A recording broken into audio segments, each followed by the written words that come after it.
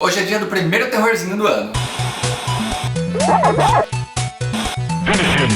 E aí pessoal, tudo bem? Eu sou o Rodrigo, esse é o Canal Zero e hoje a gente vai falar sobre Sobrenatural 4, A Última Chave. Um terrorzinho bem mais ou menos e quarto filme de uma franquia que costuma custar muito barato em produção e dá muito retorno pro estúdio. Sobrenatural reúne uma galera que entende muito de terror, mas ele é muito mal executado. Só pra você ter uma ideia das pessoas que estão envolvidas nesse projeto, tem gente de Atividade Paranormal, de Jogos Mortais e de Corra, mas mesmo assim eles não conseguiram fazer um bom filme. A Última Chave mostra pra gente claramente que essa franquia já deu tudo que tinha que dar, mas que a gente sabe como o dinheiro é, né? Enquanto der lucro, tem sequência, e esse é um dos grandes problemas da indústria lá fora. Apesar de ser o quarto filme, na cronologia dessa franquia, ele é o segundo, e ele se conecta diretamente no começo do primeiro filme, lá de 2010, e que já não era grande coisa. Sobrenatural tem um roteiro fraco, história muito rasa, personagens que não têm carisma, eles não têm profundidade, não têm muito razão de ser, sabe? Tudo é tratado de forma muito superficial e a gente não consegue sentir nenhuma emoção e nenhum carinho por ninguém. E olha que a gente fala sobre a infância sofrida da protagonista e como ela apanhou do pai,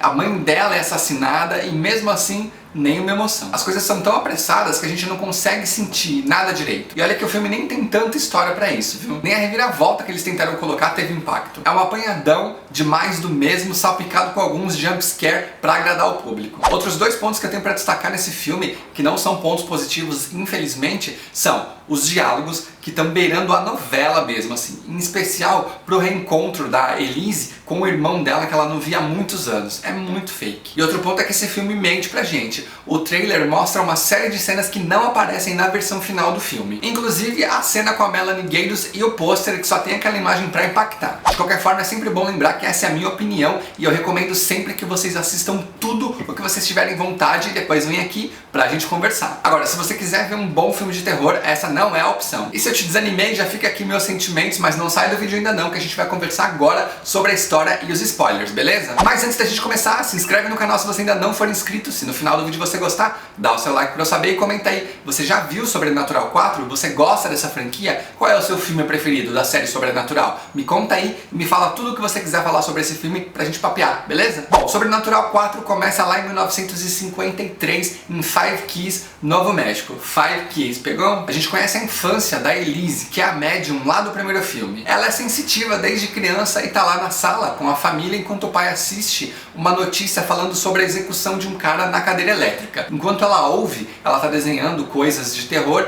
e ela diz exatamente o que ele disse antes de morrer, qual foi o último pedido, porque ela sentiu e ela viu tudo aquilo. O pai não acha muito engraçado e o irmão dela fica apavorado. A mãe já saca, pra minimizar a situação, ela leva a Elise e o irmão pro quarto. Lá, ela encontra os brinquedos bagunçados e pede pra Elise não deixar daquele jeito. Ela diz que foi um fantasma, pede pra mãe acreditar e a mãe diz que acredita. Ela só pede pra menina não comentar aquilo na frente do pai, porque o pai não acredita e pode não gostar muito daquela ideia. Ela deixa os filhos no quarto, quando vai sair, o filho pede pra ela não apagar as luzes porque ele tem medo. Ela volta até ele, pega um apito, entrega pra ele e fala: quando você apitar, eu venho de onde for pra te salvar. Aí ela apita 2 vezes e entrega na mão do menino. Com os dois sozinhos, eles começam a conversar sobre como deve ser terrível morrer na cadeira elétrica e o que será que vem depois. Até que ela continua conversando com a lanterna, numa beliche na parte de baixo com uma cortininha, conversando com o irmão. E aí ela continua ouvindo a voz dele. Quando ela sai debaixo da cama, o irmão não tá em cima da cama, apesar do amassadinho do colchão. Ele tá deitado no sofá. Ela olha lá em cima e alguém passa correndo no fundo, é uma criança. Ela vai até esse espírito e pede pra ele não ter vergonha, não ter medo, que ela não vai fazer nada com ele, ele pode sair do armário. O irmão dela já tá em pânico sentado no sofá, de repente a criança, bum, sai e o moleque grita. Lá da sala, os pais dos dois ouvem aquilo e correm até lá. O pai dela acaba castigando ela por conta dessa história de fantasmas. Ele coloca as mãos dela na parede, pega um pedaço de pau e dá nas costas dela. Ela se recusa a dizer que a história de fantasmas é mentira, então o pai dela, pra castigá-la, pega ela no colo e leva até o porão de casa e tranca. Lá embaixo ela começa a explorar o espaço até que ela encontra uma parede de onde vem uma voz. De repente, de um buraquinho na parede sai uma luz, ela olha de perto e vê um corredor enorme, cheio de celas. Ela pega a chave, gira uma volta, a porta gira sozinha, a chave cai, uma mão vem, enfia o dedinho e aquela chave vira o dedo da mão. Aí ela corre pela porta e faz assim com o dedinho por cima. A menina entra em transe, o olho dela vira, ela fica loucona, em pé na frente da porta. A mãe desce pra socorrê-la e o porão tem umas cordas penduradas. Enquanto ela olha pra filha dela, uma corda desce e estrangula ela, enforca ela. No momento que a mãe morre, a menina e a mãe caem no chão e o pai chega. E aí corta para os dias atuais, a Elise, já uma senhora, acorda daquilo que foi um pesadelo. Ela faz carinho no cachorro dela, diz que eles estão ficando velhos e desce até a sala para encontrar os assistentes dela, que aliás são bem chatos. O telefone do escritório dela toca. Quando ela atende, o cliente dá o endereço da antiga casa dela como a casa atual dele. Ela decide que não quer ajudar o cara porque ela não superou ainda os traumas da infância e depois ela repensa e acaba indo. A justificativa dela ter mudado de ideia é que ela acha que só ela pode deter aquela força que ela libertou na infância. Inicialmente ela recusa a companhia dos ajudantes dela, mas depois que eles apresentam um carro todo customizado e falam sobre uma grana que eles investiram para customizá-lo, ela acaba cedendo e deixa eles acompanhá-la. O trio dirige até a antiga casa da Elise, que fica dentro de uma penitenciária, e encontra um cliente. Lá eles estão arrumadinhos e um dos ajudantes faz uma piada péssima com a palavra sidekick, que significa médium ou parceiro, assistente, e que perde total sentido em português, tá? Dentro de casa ela começa a investigar os cômodos até que ela vê um espírito correndo. Ela toma um susto e pergunta pro dono onde que as aparições são mais fortes. Ele indica um quarto, só que na porta desse quarto tem uma cômoda cheia de bíblias. Eles empurram e quando a gente abre essa porta é o quarto da Elise. E aí quando ela entra, ela já tem algumas memórias da infância dela, inclusive a de apanhar do pai por conta das manchas de mão que tem na parede. Os ajudantes microfonam ela, né, colocam um fonezinho para ela poder falar e ouvir e colocam uma câmera no peito dela. A gente vai ter algumas cenas aí no melhor estilo de Atividade Paranormal. Se o Lorraine Pelly tá aí, com certeza teria, né? O dono da casa deixa ela sozinha lá no quarto e os assistentes vão pra van pra acompanhar as gravações. Ela examina o quarto e encontra o apito do irmão dela embaixo da cama. Esse apito estava perdido desde aquela noite do susto que eles tomaram. Uma coisa muito louca é que o dono atual da casa, ele comprou ela toda mobiliada e não trocou nem o móvel. Ele disse que os móveis estavam em boas condições e ele não viu motivo pra trocá-los. E aí, enquanto ela investiga, a gente tem um sustinho aqui, um sustinho ali, uma ceninha com câmera em primeira pessoa. E aí ela toca no molho de chave e toma um choquezinho, depois ela desce uma escada até chegar no porão da casa. Lá ela começa a investigar e tem uma mulher na frente dela, só que ela não enxerga. Os caras estão vendo pela câmera e ela estica o braço, e quando ela vai pra encostar, vem alguém por trás, dá aquele susto na gente, né, um jumpscare desgraçado, e leva o apito dela. Os assistentes vão até ela, eles estão sentados na cozinha, ela diz que está cansada e de repente passa ela mesma atrás dela numa versão adolescente e a gente tem uma volta ao tempo. Ela e o irmão estão limpando o corredor da casa até que eles escutam um barulho. Ela levanta, vai até o final do corredor, uma portinha da área de serviço, e vê uma mulher toda machucada olhando pra frente. E ela chama o irmão pra olhar, só que o irmão não acredita porque acha que é um fantasma e ele tem medo de fantasmas. A menina sai quando o pai chega. Ela conta pro pai dela que tem uma pessoa ali, ele diz que não acredita. Quando ele ameaça bater nela, ela toca no rosto dele e ele fica meio desbaratinado e ela sai correndo e vai embora de vez de casa. Nos dias atuais ela diz que está cansada e que continua amanhã. No dia seguinte de manhã eles estão tomando café numa espécie de um trailer e aí eles encontram uma dupla de adolescentes, duas meninas de mais ou menos uns 18, 20 anos. A véia do nada começa a puxar conversa, os caras começam a flertar com a dupla e de repente entra um velho. Quem é o velho? O irmão dela. E aí a gente tem o pior diálogo que eu já vi nos últimos anos e nada de bom reencontro aí, né? Obviamente o cara tá muito magoado, chama as filhas pra ir embora, pega o carro e vai embora, só que as meninas não vão com ele. Elas ficam, dizem que sentem muito pelo comportamento dele, então a Elise pega uma foto que ela fez do apito antes de perder e fala, entrega pro seu pai e fala que eu achei. De volta lá na antiga casa dela, a Elise quer encontrar a porta vermelha que ela viu e abriu lá na infância. A ideia dela é deter aquela coisa que ela libertou lá atrás para que ela não faça mal para ninguém. Ela começa a caminhar pela casa até que o barulho do apito começa a tocar. E ela e o assistente, um deles, começam a ir em direção ao apito, E aí no porão, ela fica de frente para uma parede, começa a alisar essa parede e ela descobre uma fechadura. Ela olha e encontra aquele mesmo corredor que ela encontrou na infância. E aí o barulho do apito está muito mais alto. Ela começa a fazer algumas perguntas com respostas sim e não para o espírito e ele vai respondendo. Um apito para sim, dois apitos para não. Ela pega uma chave no molho que está ali próxima, abre para encontrar o espírito que falou que queria ajudar ela. E aí quando ela entra, tem uma mulher encolhida no chão e o apito do outro lado. Quando ela vira pro lado e ela volta, a mulher tá assim.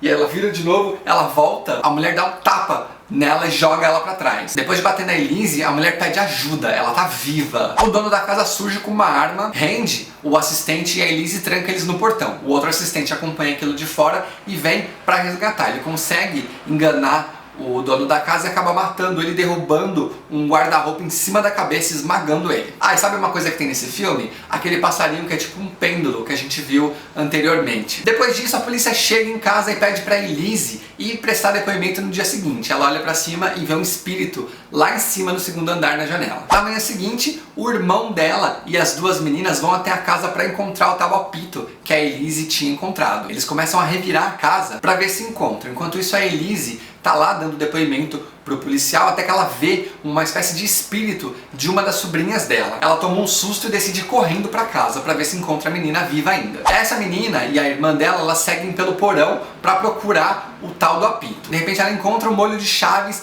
em cima de uma mesa que tem um lençol. Quando ela põe a mão pra tirar o lençol, as chaves têm uma mãozinha, né, que é a mão daquele monstro. Ele bate nela, ela cai no chão e aí é aquela cena que é exatamente a imagem do pôster. Ela tá toda ensanguentada, o bicho vem se arrastando, pega o dedo de chave primeiro, ela grita, ele enfia no pescoço e gira. Quando ele gira, ela perde a voz.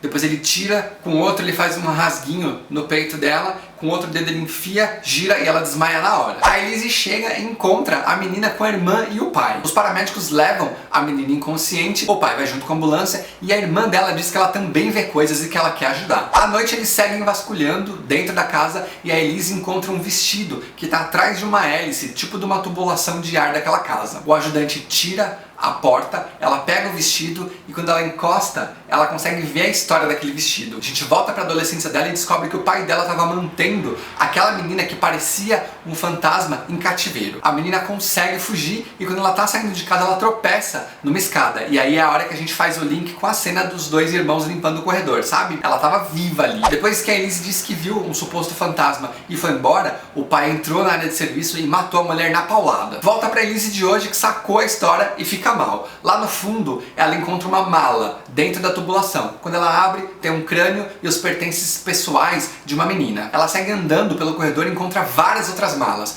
Todas as malas que ela vai abrindo, ela encontra um crânio e mais pertences das meninas. Até que a última sai um monstro que é pra gente tomar um susto que fazia tempo que não tomava. E com esse susto, ela fica em transe, igualzinho ela ficou na infância, o olhinho dela vira e aí a gente tem ela com ela mesma criança. Ela conversa com a versão infantil dela e diz pra não ter medo dos dons que ela tem. E a menina diz que o monstro quer usar ela pra conseguir escapar. O monstro, com a mão de chave, pega a Elise velha e antes que pegue a novinha, ela consegue fugir. Os assistentes encontram a Elise velha desmaiada e levam ela até o sofá. A sobrinha dela, que é médium, se oferece pra ir pro outro lado também. Ela é hipnotizada e passa para essa realidade paralela que na verdade é o mesmo ambiente, com uma cor um pouquinho diferente e ela consegue ver espíritos e ver os vivos. Ela inclusive se vê em transe lá com a cabecinha baixa. Enquanto ela vasculha a casa, ela encontra um espírito, uma mulher que propõe ajudar ela a encontrar a Elise. Ela guia a menina com uma lanterna até chegar numa porta vermelha. Lá ela não entra porque ela tem medo de ser pega pelo monstro. A menina entra, encontra várias celas, a gente vê a Elise numa cela e a irmã dela que está em coma em outra. O monstro com os dedos de chave